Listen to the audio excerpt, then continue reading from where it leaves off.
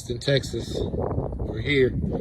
It's about 2.5 hour drive from Katy. We made it. So we got flashing tape that's not sealed down right here. Then if you look at the windows, so these slots right here is where your fasteners are supposed to go in. They've used screws for some reason, and they didn't use the provided holes here. You can see it's like that all the way down. Entryway, you can see the tape's not sealed down. This tape's pretty cool. So this tape has a roller on it. It tells you to roll the tape on. You want to roll it so that way there's no bubbles. So if you look up, right up here, you can see those bubbles right up there. So they didn't roll it on, so it's not sealed down properly. You can see it goes all the way.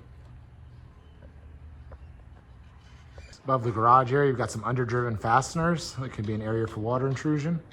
Here's a close-up of the tape. You can see all these bubbles. So watch what it does. So if I come down and I press it down, it should seal down. It doesn't have any bubbles. It tells you, the bubbles tell you it's not sealed properly. It should be rolled with a roller, so it's flat. Same thing over here. See how it kind of goes down and whatnot, but they didn't seal it down right. All right, anytime you're installing tape, you always want to have the top overlap the bottom. So they did, the first piece of tape they put down was the top one, and then they did this one, and this one, and then this one, and then they did this one and this one. They should have done the bottom first, and then next, like shingles. That way if water were to get here, it's gonna shed all the way down, but they didn't. So they did this wrong. If it was flipped upside down, it'd be correct.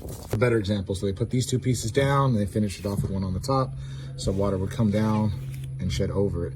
The top of this one's not sealed down the best, but this is a better option of how it should get done. So you do the lower ones first, and then you do the upper one.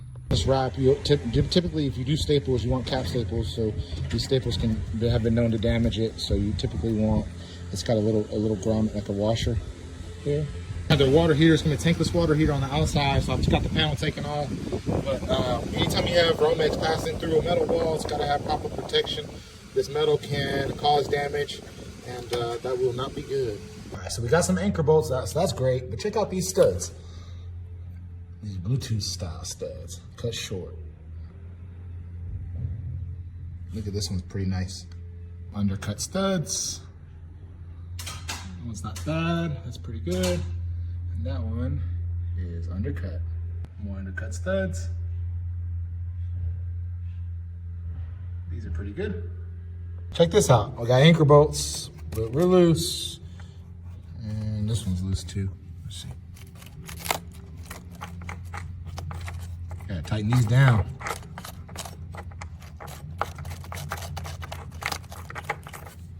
Cut stud above the garage door. We've got a nail guard here. This is for your plumbing, your PEX pipe. And then this is the same distance as your Romex with no nail guard. Some undercut studs in the garage. Stud in the garage. Got us another one of them Bluetooth studs. See, this header right here is not flush, so that's gonna make the drywall bulge out. Huh. All right. Damage. Low quality lumber right here. Huh.